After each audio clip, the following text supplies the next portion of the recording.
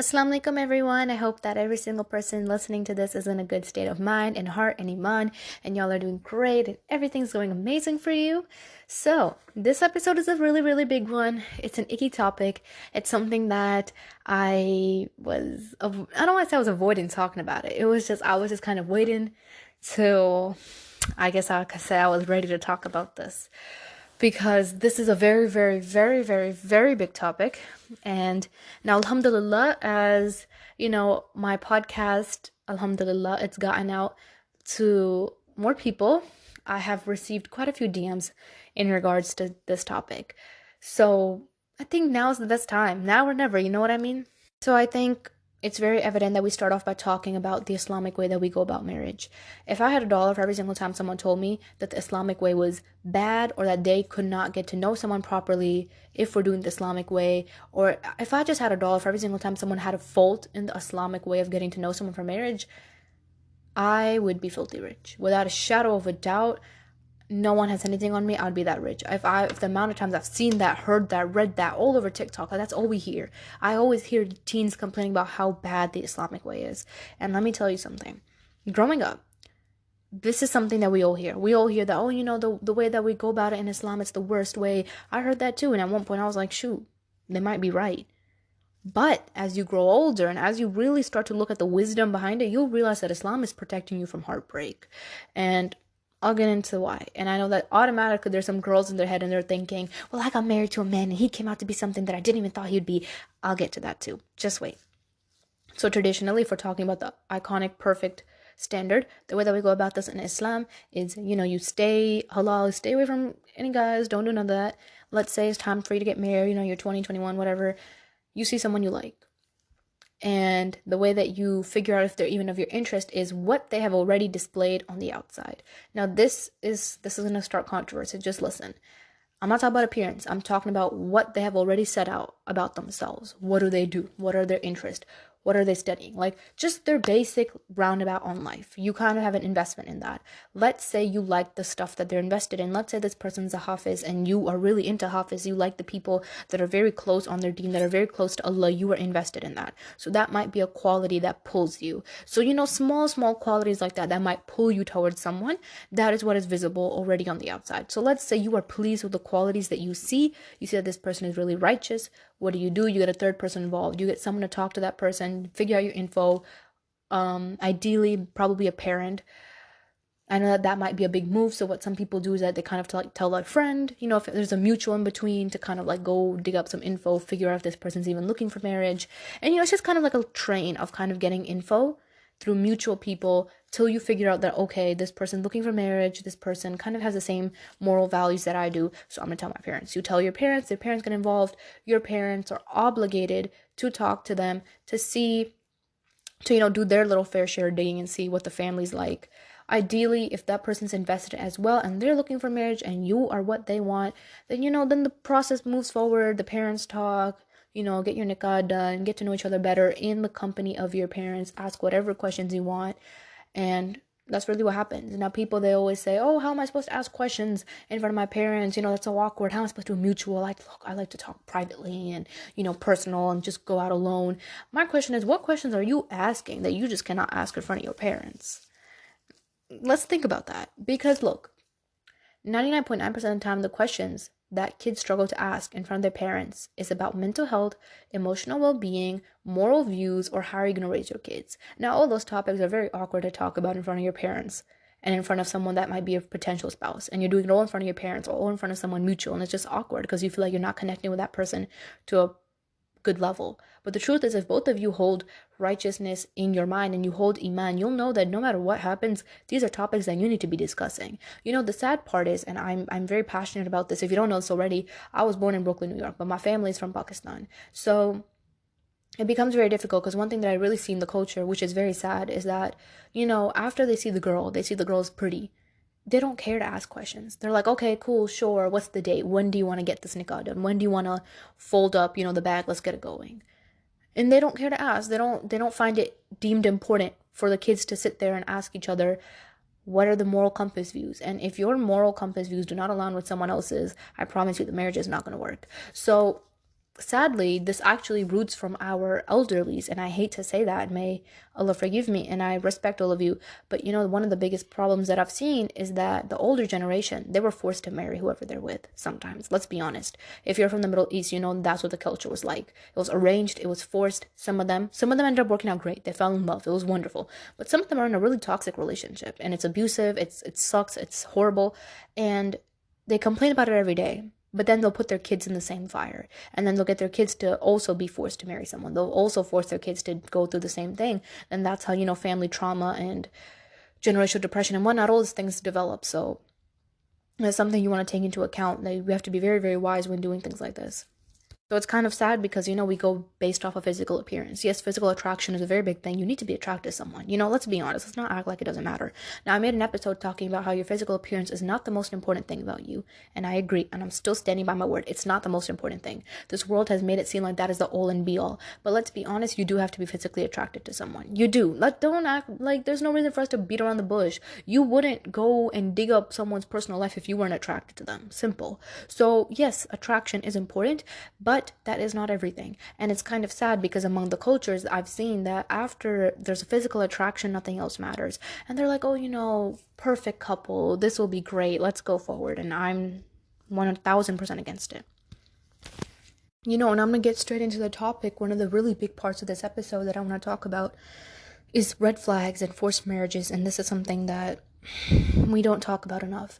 Within our culture and within Islam, within everything, the scholars, they talk about how you need to be doing it halal. They don't tell you about the little red flags that people don't tell you should be focusing on. So this is what I'm going to be talking about really in here.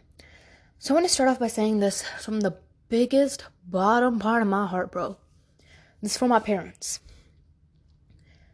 If you force your kid to get married to someone without their consent, it is haram. I repeat, a marriage that is forced is haram. It's unlawful. It wasn't considered right. It wasn't good. There's no consent. Anything else that I need to say? It wasn't right. Simple. There's nothing less for me to say about that. It's so funny because I see among the cultures, and I just see everywhere, parents, they always say to their kids, oh, I found this guy. I know better than you know. He's a doctor. He's this, and he's making this, and he's so righteous, and he's this and this, that. And the daughter's like, yo, I'm just not invested in him. Maybe I'm not ready yet, or maybe I like someone else. The girl has a reason. She doesn't want to get married. There's something going on. She doesn't feel like she's ready or she's into someone else. She's made her consent evident. She's told everyone that there's no scenario. I don't want to get married to this guy. What do adults do? They force it. They say, I know better than you know. I know better than you know. I've been in the situation. I'm an adult. I've seen the world. This is a rare person. I know better than you know. The question comes down to, are you marrying this person or is your child marrying this person? And I say that all the time because the parents, they always tend to feel like their authority runs in the marriage. Their authority runs on who you're going to get married with. And it matters. Your parents' consent matters. But if your daughter, the one that's going to get married, has said no, then no means no, and the discussion ends there. Simple. Easy, done, end it. And the biggest problem that I've noticed is that sometimes this goes both ways. Some men will be interested in other girls, and some girls will be interested in other men. They won't tell their parents about it, and then they'll get forced to marry someone else, and then it ruins the whole train. It creates all this trauma, all this depression, all this I don't want to be with you, I never want to marry you. Then the kids grow up hearing that stuff. All of this train goes on. And this is where I'm going to talk about haram relationships. If you are evident, honest, tell your parents that I like someone. I messed up. Maybe I went in a haram relationship for 5 months. I messed up, but I like this person. I met this person at college. I don't know. Tell your parents as it is that you're trying to make your haram halal. And get married to them and shut up. Stop sitting here hiding it for your own benefit, getting with someone else, then being forced to marry some innocent random person who will have to deal with your heartbreak for the rest of your life. Because look, if you don't get to marry the person you want, evidently you're going to be heartbroken. You're getting forced off to marry someone else. How's your attitude going to be towards this person? You're going to be bitter. You're going to be rude. You're going to be disrespectful. In some cases, abusive. Why should one person have to go through that? Just because you didn't have the confidence enough to speak up and tell your parents when you liked someone on time? That's mind-blowing. That's so haram. I'm sorry, it is. Haram relationships are not going to get you anything in life. I'm telling you as it is. There's certain people, they're like, I know he's different. And, like, I just can't work through it. Like, it's really been different. I know he truly loves me. And I know it's truly haram. And I'm repenting and I'm praying and I'm doing everything that I can. Girl, when Allah has made his judgment on something being unlawful and you are persistent and chasing in it, what makes you think that the blessings are going to be in it? If God said don't do it, there won't be any blessings or any condition or anything, any circumstance to make it right for you. Because God knows better. And people, they're always like, oh, haram relationships, they're not always bad. I've met someone who's amazing. We went out for like 3 years and then we got married. We have kids. It's perfect. We're living in our dream home. Okay, sure. But the whole point is you went against what God said. There's not a barakah in a relationship that went against God's plan. That went against what God has told you not to do. And people, they're always like, don't judge. The love is real. God has made his judgment. Who am I to judge? We are no one to judge. We're just one to advise. We're just one to pass the word. So when God has made his judgment, mine and your opinion does not matter. I was in this class yesterday. And they said something very beautiful and profound. And the lady, what she said to me was, our job as Muslim women and just Muslims as a whole is when Allah has told us that he likes something, that he wants us to do something, it doesn't matter what jihad we got to go through to come to that point, we got to like it too. So there's a lot of girls that hate wearing the hijab. They hate it. But Allah has told us that that is what we need to be doing. And that's right. And he likes that. And he likes the people that do that. So what do we have to do? It doesn't matter what journey we got to go on. We got to go fight with ourselves. We got to go on the whole route, face our insecurities, face our doubts, and put it on. Because that's what God likes. And when you do what God likes, you're automatically in return going to be happy. Simple. So if you're in a haram relationship, you think that, oh, it's making me happy. You really think that happiness is going to last? You really think that happiness is going to last? Like, come on. Girl, me and you both know. Let's go. Look at me in the eyes. Well, look at me through the screen. Me and you both know. It's not going to last. It's not. It's not. I swear it's not. Your happiness is not going to last. And even if you guys do get married, what's the point? The whole relationship is haram. You did it haram way. Now, I'm saying that to the people that have absolutely no guilt. If you have guilt, you were guilty that you were doing stuff to haram when you made it halal, you repented, you're good. But for the people that have absolutely no guilt in their heart and they're sitting out here and they're promoting it, you are out of your mind. You are out of your mind. If you think that God will be pleased with a marriage that went against his decision, that went against, I don't say decision, that went against his judgment. There you go. That's the right word. You're out of your mind if you think God will be pleased with a marriage that went against you going what he said was wrong. He made his judgment. It's our job to follow. Now, again, I do want to clarify. If you were in a haram relationship, you've repented, you both are like fixing up on the deen now, you're good. Don't worry. But this is for my people that don't even give a crap and have no guilt in their heart. You're playing yourself. You think that you're hurting anyone else. You're not. You're hurting yourself. So don't even waste your time in a haram relationship. And, some girls, they get into relationships with men that aren't even Muslim. The reason why, and I've heard this before too, Muslim women, they always say, why is it that a Muslim man can marry a girl that's not Muslim, but a Muslim woman can only marry a Muslim man? Let me get into that. The reason why is because look at the rights that Allah has given us. The fact that whatever money your husband makes is automatically yours without a shadow of a doubt. The fact that you have to do nothing, really. There's so many rights that Muslim women have that another man from another religion will just not give you. I'm telling you, go try. Go to a man right now and tell him, oh, whatever money you make from your paycheck, it's mine. He ain't gonna listen. He might agree at first for like the first 5 months. He'll be like, oh yeah, I love you. And he's gonna give you the money. No. After that, he's gonna go insane. Because if there's not a moral, actual, solid reason for him to be doing that, he's not gonna continue doing it. But now in Islam, no matter what happens, the man's money is gonna be the wife's money. It's gonna be her money. It's gonna be her kid's money. And no one can take that away from her. No one. Because God gave her that right. And if a man's not following that, too bad on him. He's gonna be answering God for that one. And then we have meher, which is a beautiful concept. And a lot of females, we make a lot of meher jokes on here. Let's be honest. I see it all over TikTok. Girls, some of you girls are asking for like $1 million in meher and a right kidney. Girl, come on. Now, I'm not being a pick me. Listen to me. And I also have a problem with the girls that say, oh, I just want a cat for my meher. A cat's not gonna buy you a house when you get divorced. Okay? Don't sit there and settle for less. Now, I'm not saying ask for like $1 bajillion. The mehed price really depends a lot on the person's circumstance, on his condition, on his wealth. How much is he making? So you need to look into that, right? Because if something happens, something goes loose, you have a protection. And this is from Allah. No one can take away your right on mehed. No one can take away your right. Let me repeat. No one can take away your right. People are going to tell you that, oh, don't ask for mehra, just ask for a kitty, ask for a Quran, and you should get a Quran. Let me tell you, that's good. But listen, people are going to tell you, oh, just, it's okay, just let it go. Just, don't ask. No, shut up. No, go ask for your meher. And listen to me, and I'm not trying to sound like a materialistic girl. That's not what I'm saying. And I'm not a money chaser either. Y'all know that, especially if you listen to my episodes, I'm very big on not chasing money, not chasing materialistic stuff. But listen to me. It could be any amount of money. It depends on the person. Listen, you're not going to ask a guy that makes $1 million for $200 in your meher. That doesn't make sense. And you're not going to ask a guy that makes $200 a month for $1 million in meher. So it depends on his circumstance. And regarding to his circumstance, you're going to ask for the proper adequate amount. If a guy's making, a lot of money, then you should probably make your mehed a little bit reasonable. Now, I'm not saying ask for his whole paycheck and his whole salary for the rest of his life that he's in debt trying to pay you mehed. That's not what I'm saying. But don't be that girl that sits there and is like, oh, I just want a cat for mehed. Cat will be sufficient. Stop. You're violating your own rights that Allah has given you. Yes, you can ask for whatever you want. And yes, you can ask for a cat. You can ask for a cat all you want. But make sure to ask for what is actually deemed important.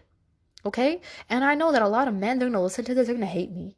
They're not going to like this discussion. Don't get me wrong. It could be a ring. I know some people, they also go for the ring. My point is you need to have some type of protection in case things don't work out. Simple.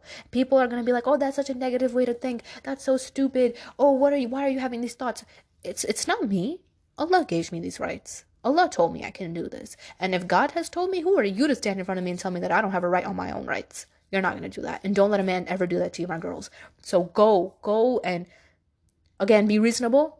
Be very wise about this. Don't ask for something stupid. Don't be ridiculous. Don't be a money digger. Don't be none of that.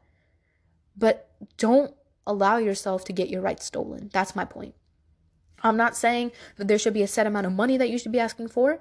But if someone is telling you, hey, don't take mehed, don't do mehed, or just ask for a kitty, just don't do mehed. No, don't listen to them. They're lying. They're trying to oppress you from your own rights. I hope that got through because I spent like 6 minutes yelling at y'all about that.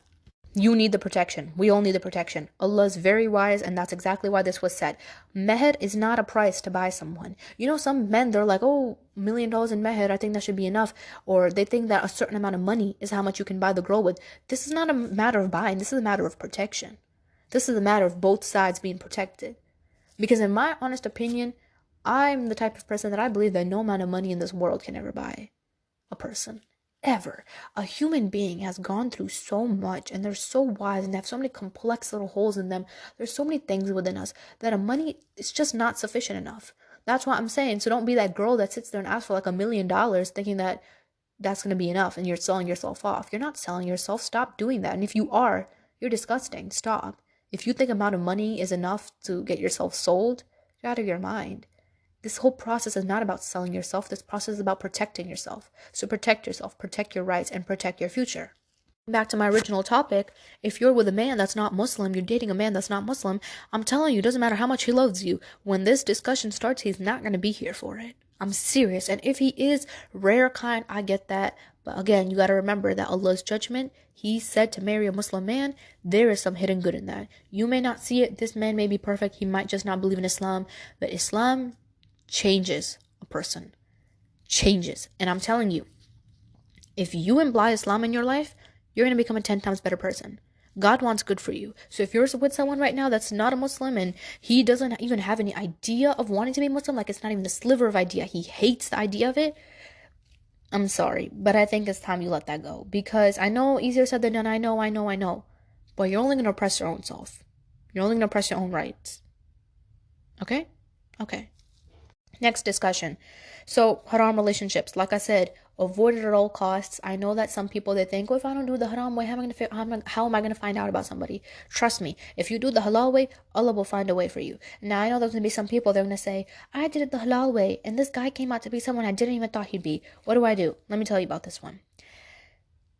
I believe very strongly that when someone holds righteousness and proper iman in their heart, one, If he's sitting in your face lying to you about his lifestyle, lying that he's like, this really good holy man and he's not, he's gonna answer to Allah for that one. Straight up. Same goes for the girls. But I want to ask you something, and this is not to attack anyone, but listen. How much did you compromise on in the talking stage? You need to be 80% okay with the person that you're going to marry and have nothing that you want to change about them in your mind before getting married to them. Oh my God, this disease among our culture where it's like a woman can change a man. He doesn't pray 5 times a day, but don't worry, after he gets married to you, he's going to become religious. What? What? If he's not going to be loyal to his creator, what makes you think he's going to be loyal to you? Don't get me wrong now. I want to say this. A woman can change a man. She 1000% can. But that will only happen if a man's willing to change, if he respects and understands the value of a woman. Otherwise, it ain't going to happen. And I'm not saying that a woman is not powerful enough to change. She is. She can change anyone, really. Women are the backbone of a lot of amazing things. But there's certain men that are legit narcissists. They worship their ego. They're not gonna be willing to change. So don't sit there and collect these red flags and, collect them and be like, okay, so this, I have to change this after the honeymoon phase. Maybe if I make him lasagna, he'll start acting right. I'll start praying 5 times a day in front of him, and that will inspire him to start praying 5 times a day. Don't get me wrong. There are certain people that struggle with their deen. They want to pray 5 times a day. They want to, read Quran. They want to become better. They want to dress modest. They genuinely want to, and they're making the effort. That person is okay. Go ahead, go for that person. There's nothing wrong. We're all on different states in our spiritual journey. So there's nothing wrong with someone that might not be completely, following Allah's rules just yet, but they're trying their best. So that person's okay. But if someone doesn't even care, he doesn't even care about religion, then no, don't marry that person at all. Don't sit there thinking that you can change them, make them more religious. If they didn't care about religion before marriage, it's very low chance that they'll care after, unless they truly have the intention of wanting to learn and wanting to change and wanting to become better. In that situation, your future spouse can be very, very useful into helping changing your lifestyle. But that's only if you want that. Otherwise, it's not going to happen. So how much did you compromise on this talking stage? You knew that this guy was a little bit narcissist. You know that he had a really big ego. You know that he was not very loyal. Yet you sat there and you compromised and you thought to yourself, oh, after I marry him, he'll get better. After I marry him, he'll fix out. After I marry him, he'll change. And the sad part is, and I hate to say this, I know that I have some people listening that are older. Majority of my whole audience is older than me. I'm serious. My whole audience is older than me. Let me tell you something. And this is very sad, and I hate to say this, but I don't know if I mentioned this earlier. My family is from Pakistan, and I was born in Brooklyn, New York. So I grew around Pakistani culture quite a lot. I love my Pakistanis. I love all of y'all. Don't get me wrong. But one thing that I always hear is, oh God, I hate this phrase with a passion. शादी के बाद ना सुधर जाएगा. Yani, I just want to slap you across the face. Take my, oh my God. I just want to slap you so hard right now. May Allah forgive me. What do you mean? Why do y'all say that? And for the people that don't speak Urdu, what that means is after marriage, he'll fix out. After marriage, he'll get his act together. Am I running a daycare center? Is this a bazaar? Am I a nanny? What do you mean he'll fix out? What do you mean I gotta fix this? No. A man will literally be doing drugs, be out on the streets, living this whole thug life, not wanting kids, doesn't care about the deen, is absolutely disrespectful, abuses and hits women, and you guys are like, oh, shadi ke baad na theek ho jayega. What is this? Is this a daycare center? Am I a teacher? Is this an institution? Are we raising kids again? It's not our job to fix someone when they are literally abusive, going through this whole thug life phase. It ain't our job to fix that. It ain't. Let me tell you that. Now, again, I do want to clarify because I know that some people might take my words out of context. If someone is struggling, but they want to become a better person, they have the intention, 100% okay, no problem. I'm not talking about those people. I'm talking about the person that genuinely does not give a crap and is abusive to women, doesn't have any respect to women, has no respect for the deen. Why? What makes you think that he's just going to fix out? If he doesn't remember his creator, what's going to make you think that he remembers his creation? That he's going to create his creation with respect? No. Behind every man that has changed after marriage was a small intention of wanting to change, wanting to change, of wanting to change. Repeat that. There was an intention of a wanting to change. And a wife can be very, very good at that. She can help them. And it's just really vice versa. Even if it was a girl and she's not on her deen, she struggles to wear the hijab, she struggles to be righteous, she struggles to pray, a man can help her with that. And that's only if you both want to do that. You know what I'm saying? If I'm praying 5 times a day in front of someone that doesn't pray, but he wants to learn how to pray, he wants to, get back on his religion, he's going to try his best to come and do it with me. But if a man doesn't even care, he sees me praying 5 times a day and he's just sitting there on the bed, nothing's going to make him want to get up and do it with me because he doesn't have the intent. So the intention is necessary. And so that's why asking questions is very, very important, because you need to get a little grasp of what this person's moral compass is like. And yes, I agree, there's only so much that we know about someone, but let's not act like we don't know what happens in haram relationships. I know people that have been with someone for like 8, 6, 10 years, bro. I've seen everything. And I'm talking, they knew this person for decades, inside and out.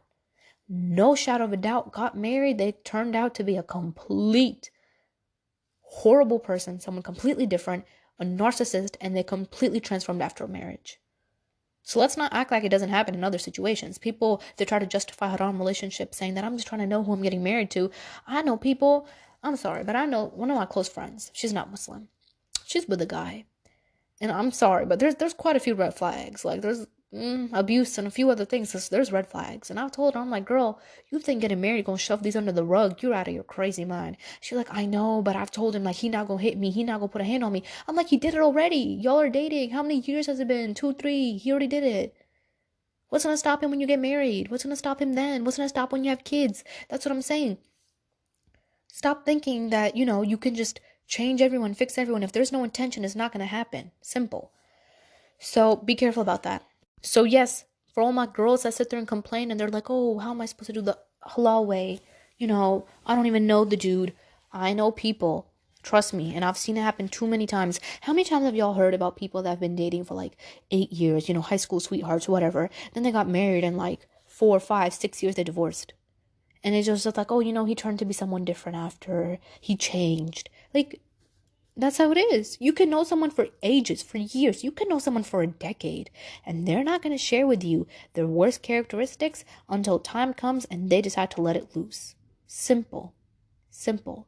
So, honestly, if I were you, I'd rather do it the Islamic way. It protects us all because your parents are involved. It gives a sense of accountability. It gives a sense of a third person. It makes it a lot more safer for every single person's heart, right?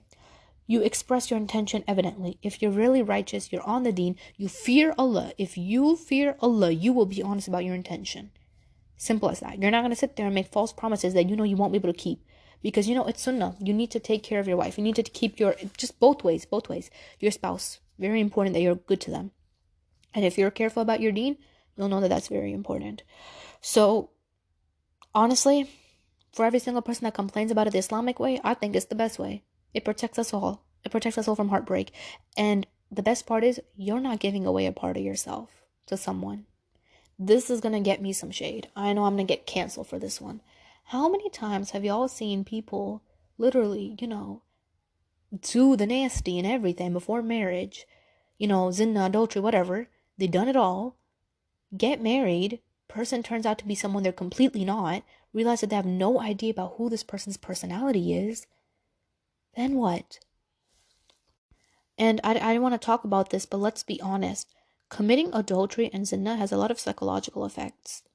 When you let someone get that close to you and, do whatever, it starts to create a very, very close soul connection. If you don't believe me, go Google it, go do some digging, go do your research.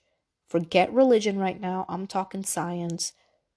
It starts to create very, very close bonds instantly because you've let someone in, the most important place. Like you've really, you know what I mean? You get my point? Like that's the closest you could get to somebody. Let's say it as it is. So what? I don't know how to go about this. I don't want to talk about this. I really didn't. But go Google the psychological effects. Not even Google. Just go do some digging, bro. Ask someone who's studied this before. It feels like your soul is still unintentionally attached to that person. And listen, and I want to talk about this also on here.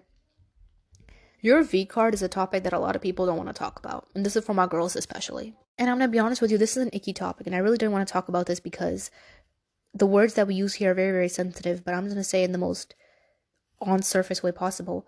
If you've ever lost, your card to anyone through adultery, zina, or if you were married and got a divorce or whatever, you are not useless. Okay?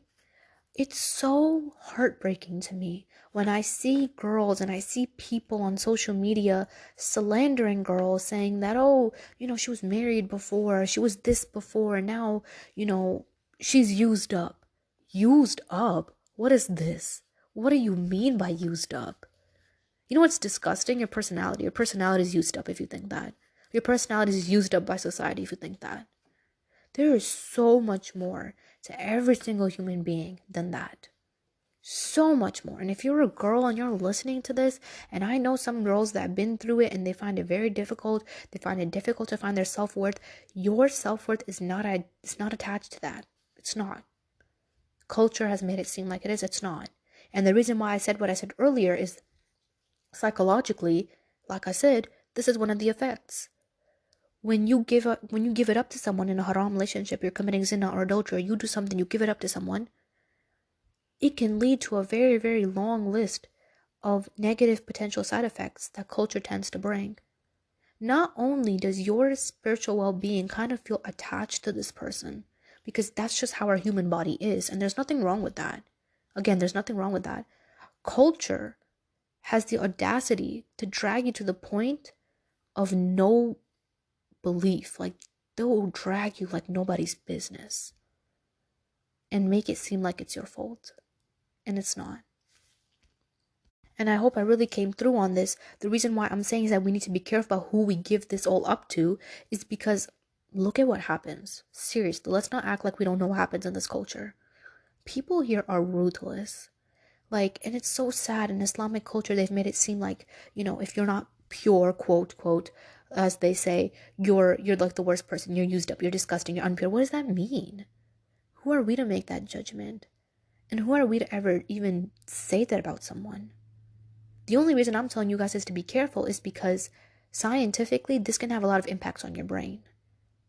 But when it comes morally and it comes to, taking care of what Islam says about this, Islam does not allow this. It does not. So if you're one of those people that sit there and you shame someone and you shame them and you're like, oh, you're impure, you're this, you're that, you're disgusting. And you have the most unpure personality I've ever. Ill, gross, disgusting. Don't be that person. Don't. People, they tend to have a lot of big problems with women that are divorced. And they say, oh, that's disgusting. Why would I want to marry her? Our Prophet Muhammad, peace be upon him, has married a bunch of people like that. And they were amazing, amazing females, amazing women. So what are you trying to get by that? Are you trying to say that you're better than our Prophet, peace be upon him? That you're too pure and you're too amazing and you're too great to marry someone like that? Because that's what you're implying. And the truth is, no human being is better than Prophet Muhammad, peace be upon him. So when you keep the standard, this confidence that, oh, I'm not going to marry a woman who's not, quote, quote, pure, you're implying that you think that you're better than Prophet Muhammad, peace be upon him. And it's funny because whenever you bring up these examples, they're like, yeah, but that was back in the day. No, that wasn't. No, it wasn't. That can still apply today. Yeah, it was back in the day when it comes in terms of time, but that same law can still be applied today. And the problem is we've made this whole belief within our culture that if you're not pure, you're the worst person ever. First of all, I don't even understand what y'all mean by pure. Seriously. Why is that the term? Someone can still be a pure, good, honest, moral, good person, even after they lose it. That comes from your inside, not what you got on the outside. Just something that I wanted to talk about on here, and I really did not intend on talking about this. I'm going through my notes, and that was nowhere on here. Let me just tell y'all that was not on here. But I wanted to talk about that because, especially, and I hate to say this, I'm not a person that likes to bash men, but men do that especially. They're like, oh, I would never do that. Well, our Prophet Muhammad, peace be upon him, did that. And he's the best role model. And we should all be trying to become like him. So if you think that you're too high to be doing that, then you're definitely, in a manner, in my opinion, you are offering some criticism to our beloved prophet, peace be upon him. And we don't do that here. So get off your high horse. Get off of it. Because your attitude in regards to that is disgusting. So I just wanted to mention that on here real quick. So to my girls, and to everyone, really, be careful about who you give this to. Make sure that's someone okay. Make sure someone's morally, like someone that you know you're really in love with. Don't sit there in a haram relationship and give it away to anyone just to get their attention. You know what's so sad is in our society we have this thing called friends with benefits. I don't know if y'all heard about that. That's disgusting. Why?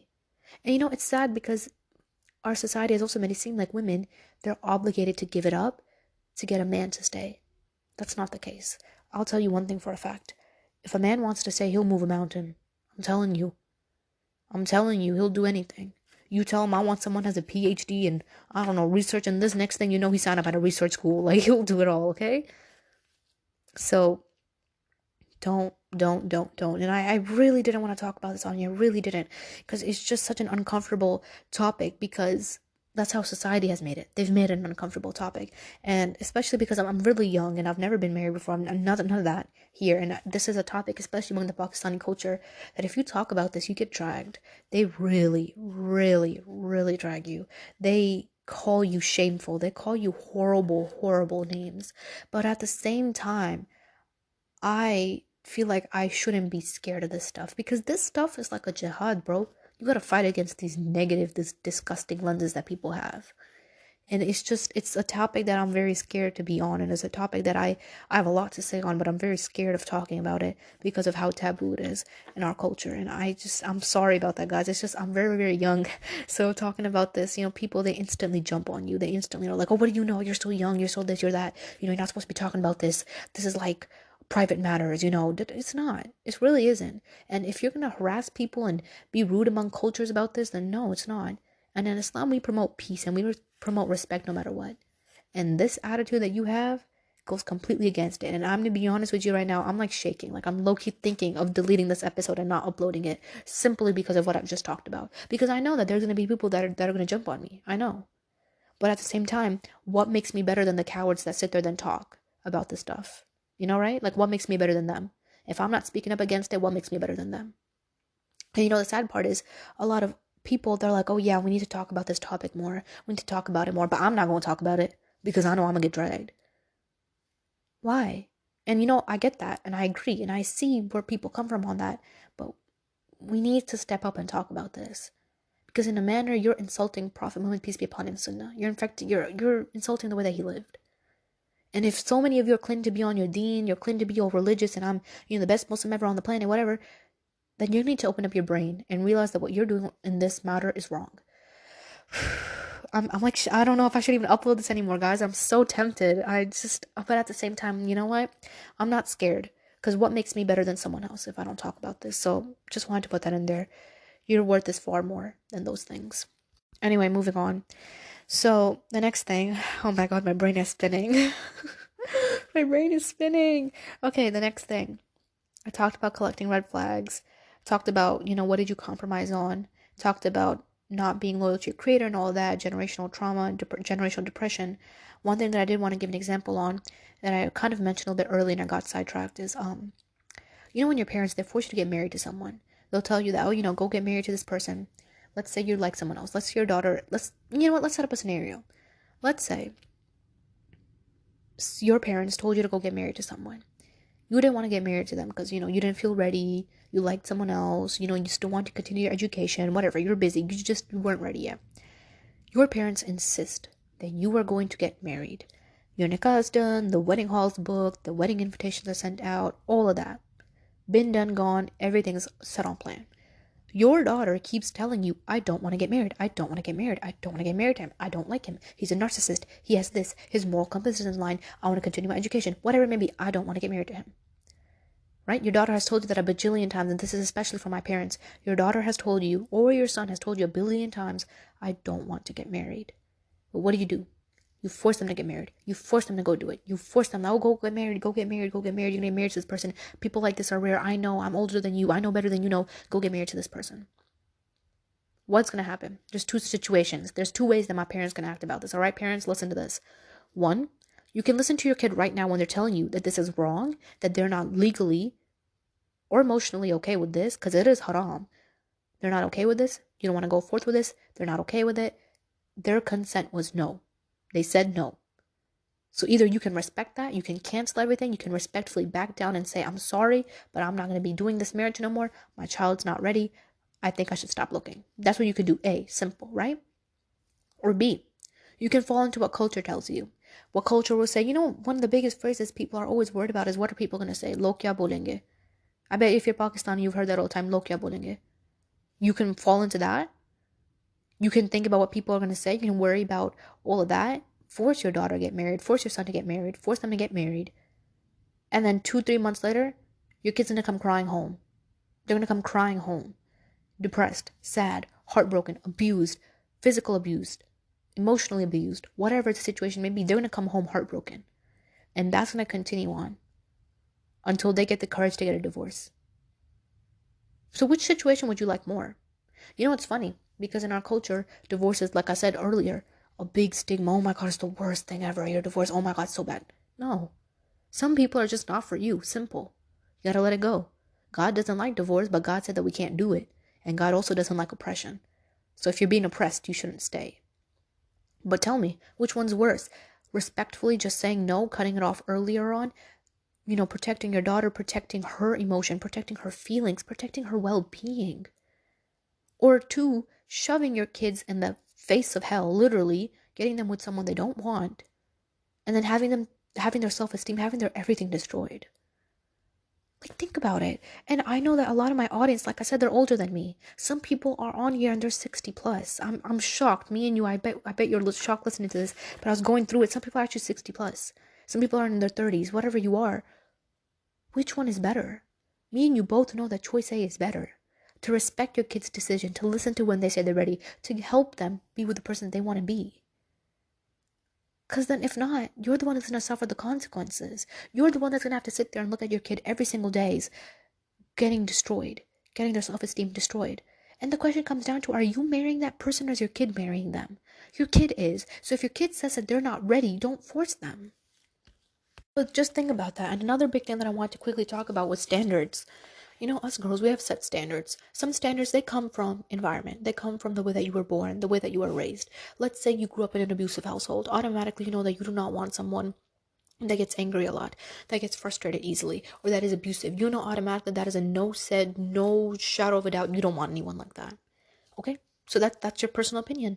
That's a standard. That's something that you've kind of had. Let's say your standard is that you see the way that your parents, they take a month off from work just to spend time with each other, just to go on vacations and, do nice stuff. That has become a standard for you. You want someone to also take their time off to come and spend time with you. You know what I'm saying? Or let's say you want someone that respects you a lot, more than you can ever ask for. Let's say you want someone that's super, super religious. Like, you know what I'm saying? Like, there's certain characteristics, certain standards that every girl has. And if you marry someone and you compromise in the talking stage, knowing that this person is not fulfilling your standard, what are you going to do? You're going to take those underlining standards out. You're going to throw them in the garbage. You're going to assume that my standards are too high. And you're going to start creating standards that are compromising his condition. That is compromising your spouse's condition. Your spouse is too busy. So you make your standard that, oh, it's okay if he's too busy. I understand. I'm just going to sit here and wait for him for the rest of my life till retirement for him to make time for me. Your standard is that you want someone that is very, very, very respectful, that doesn't get angry, that is very patient with you. But you see that this man is very hot-headed, so you take out that standard and you're like, oh, I'm okay with someone that's hot-headed. We'll cool it off. We'll talk about it.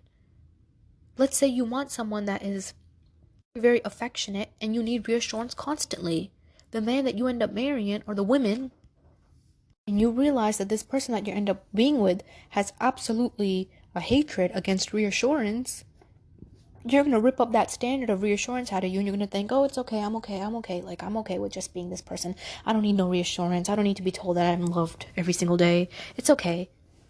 It's small things like these that really make or break a relationship. So don't do that. don't take out your standards. And this is from girls especially.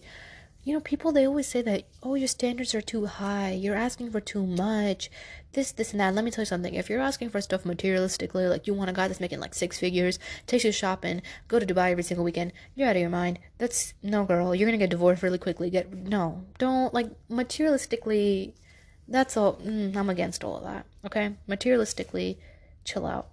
But emotionally, physically, and by your spiritual needs and whatnot, don't compromise. Don't. If you end up in a marriage where you have compromised on everything, and listen, because I know someone's going to hit up my DM and yell at me. Marriage is about compromising. 1,000%, without a shadow of a doubt, it is about compromising. But it's about both of you compromising. Not one person compromising on absolutely everything and the other person just gets their way all the time. Because that's not you compromising, that's you most literally being someone's servant and doing whatever they say the way that they want it to. That's not how it works. Marriage is about compromising on both ends, taking care on both ends. So there's nothing wrong with compromising. There's going to be no marriage without compromising. Simple. But you shouldn't be the only person who's compromising 24/7. Because that way you're oppressing your needs. You're oppressing what you want. You're suppressing what you feel like is right to fulfill someone else's standard. And automatically, this relation shows that you two are probably not meant for each other. Okay? So don't take your little standards and throw them away and think that you're asking for too much. You're not. You just need to find the right person. Another thing I always hear is wrong person. No. Yeah, wrong time, right person. Listen, man. There's a time and this is what you do with it. There's qadar and qadar is going to play out regardless. Me and you, our time and our wishes, it don't matter. We can make dua, we can hope for the best, but qadar is going to do what qadar needs to do. Simple. So this whole wrong person, right timing thing, I don't know how much of me really believes in that, because then you're implying that God has made a mistake. And I don't believe in that at all. I believe that qadar is as perfect as it could be. I read this beautiful quote and it said that if you knew what Allah had planned for you and you had your own dream life in front of you, you would still pick what Allah has planned for you because He's that loving, loves you way more, and His plan's 10 times better. And I think that says it all. So wrong timing, right person, don't know how I feel about that. Because when the timing is right and when the person is right, like no matter what happens, it's gonna work. You know? Like, I get it, there's phases, there's situations in our life, when someone might not be financially ready, or they might be going through a condition, or something may be the scenario, and you may really hit it off with this person. That person may be really, really good for you. But maybe the situation isn't good for you right now, and I get that. But at the same time, there's really is no wrong timing. Because if that person's not ready, then they're just not ready, and that's just qadar. That's it. We can't wait for everyone. Never let a man have to tell you twice he don't want you. I bet y'all have heard that before. Why? There's certain women, they sit there and they're making excuses for the condition. Excuses for why he's not treating you as good as you deserve. Like, financial situation's different. Like, if your man's really going through a hard time, whatever, spouse, whatever. I keep saying man because I'm a girl, but, vice versa. You're going through a hard time financially. Obviously, this person cannot take you to a whole dang big honeymoon and, I don't know, Bora Bora. Like, that's not going to happen, right? Y'all can't be going to some exotic island or wherever. It's not going to work. But as long as you guys are not, compromising when it comes to emotional needs, it's okay. So be careful about what your standards are and who you are getting them out of, because some people do not have the capacity to fulfill your standard. There's nothing wrong with that. This is not meant to be offensive. But there's certain things that I can do that someone else can't. Simple. So remember that and keep that in mind. That's very, very important. So don't ever let anyone tell you twice that they don't want you. If you see that someone doesn't have any interest in you, they don't care, they're treating you horribly, why are you staying? You need to respect yourself more. You need to value yourself more. God has given you so many rights. God loves you so much. Why are you being your own enemy? One other thing that I really want to talk about on here is sabr. Everyone always says, have some sabr in marriage. Be patient. And you should. But if you know that this dude's going out there sleeping with prostitutes and, doing all this crazy crap, there's no reason for you to keep sabr. This is not a matter of patience. This is a matter of moral. And your morals do not align with this person. So don't sit here and lie to yourself and let other people lie to you and say, it's a matter of patience. Sabr. No, this is not that matter. This is a matter of morals. And if your morals are not aligning, get out, leave, pack your bags. You're going to destroy yourself staying with someone like that. Leave. Leave. Don't ever let someone tell you twice that they don't want you. The first time was enough. We got it. Let's go. There's no baraka in staying in a place where you're not even respected. You're gonna oppress yourself. Don't be your own oppressor. Don't be your future spouse's oppressor as well. We don't like that, okay? So I'm trying to think if I covered everything off the top of my head, but that's really all I could think and say on this. Really, be careful. Be careful. When you fall in love with someone, you're so infatuated by the thought of this person. You feel like this person's the all and be all, perfect all. And if you know anything about psychology and science, there's actually a lot of hormones that go into play of this. So when those hormones and all that situation dies out, then you realize who the person is and you're like, crap, I hate this person. So do not let your thoughts infatuate your brain and, cloud you up and be like, oh my God, this is the perfect person. I've been waiting for this person. This is it. No. Be reasonable. Islam does it the best way. I saw this beautiful video and I posted it on my Instagram a long time ago. It was from a man that was Christian and he talked about how dating works in Christianity. And what he said was very profound. And he said, being a Christian, what happens is that you're told to get to know someone. You kind of get to know them. You play on the edge. You're kind of with them. And then you see a quality you don't like, you instantly pull out. And you continue to do that as many times as you want, over and over, in and out, in and out, in and out. And then when time comes, you get married, you find the most perfect person ever. You're like, all right, I'm going to get married. When things go wrong, your first instinct is to pull out of the marriage because that is what you've been doing. You've been going in and out of situations, in and out of seeing whether someone's for you. So when you get married and you're like, this is my perfect person, one hardship comes along the way, your first reflex is to pull out because this is all you know how to do. So ask yourself, is that better or is Islam better? Because in Islam, it doesn't matter how many people you get to know, you're doing that in the presence of a third person, in the presence of a guardian, in the presence of accountability. Your heart is not going to be fully out there to get violated, to get attached. Your body's not going to be out there to get violated. Let's not act like this culture doesn't violate women's bodies. They do. Any moment they can get. Let's not act like rape and all this stuff isn't at its highest. It is. This girl messaged me talking about rape. And I've had quite a few people discuss this with me. This is not your fault. It was never your fault. So for you to blame yourself like this rape and this is your fault, it's not. Allah never ever told you that this was your fault. Society will go around and tell you that it's your fault. You got raped. You did it. It's your fault. You wore this. You did that. No, it's not your fault. And I'm telling that because the amount of people that I've met, the girls that have told me this, it breaks my heart because their self-esteem is so low because they think that it's their fault. You're not responsible for the way that other people acted upon you. You are a lot more than that one situation. So much more.